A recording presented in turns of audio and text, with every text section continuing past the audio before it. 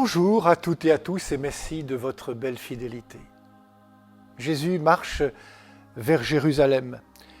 Il marche vers le lieu où il accomplira sa mission en donnant sa vie pour les multitudes. Il marche vers le lieu de sa résurrection. Et sur cette route qui le mène à Jérusalem, Jésus rencontre 10 lépreux qui l'interpellent. Jésus, Maître, prends pitié de nous. Et déjà là, à l'entrée de ce village, va se manifester cette puissance de vie qui traverse tout son être.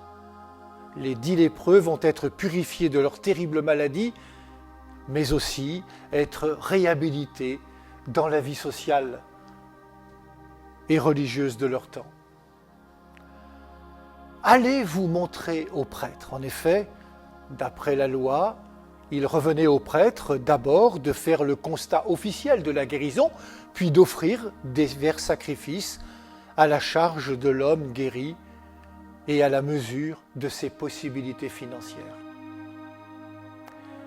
Combien sont-ils ces hommes et ces femmes qui aujourd'hui sont à l'écart de la vie sociale et religieuse?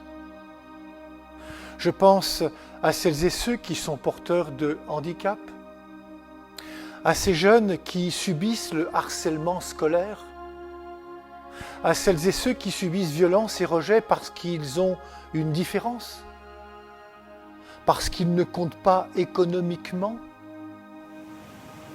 Chacun de vous, frères et sœurs, pourrait prolonger cette liste.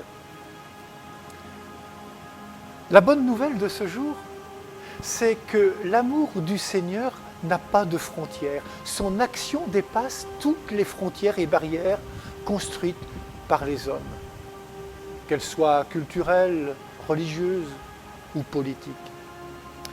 Jésus non seulement entend la supplication des lépreux, mais il les écoute et les purifie de leur lèpre. Le sacrifice qui plaît à Dieu, c'est un esprit brisé. Tu ne repousses pas, ô mon Dieu, un cœur brisé et broyé, comme le chante le psaume 50. Les lépreux ont fait confiance au Seigneur. Ils ont osé crier vers lui. Nous pouvons aujourd'hui encore faire confiance à la parole de Jésus.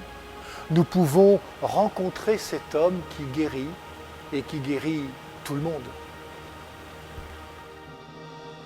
Et puis, il y a cet étranger, ce Samaritain qui revient rendre grâce. Chez lui, dans son cœur, la parole de Jésus a fait du chemin. Non seulement il a été purifié comme les 9 autres, mais il est capable, dans un acte de foi, d'une reconnaissance, d'un merci. Cet homme qui est revenu vers Jésus est relevé par lui, il est mis debout dans la foi.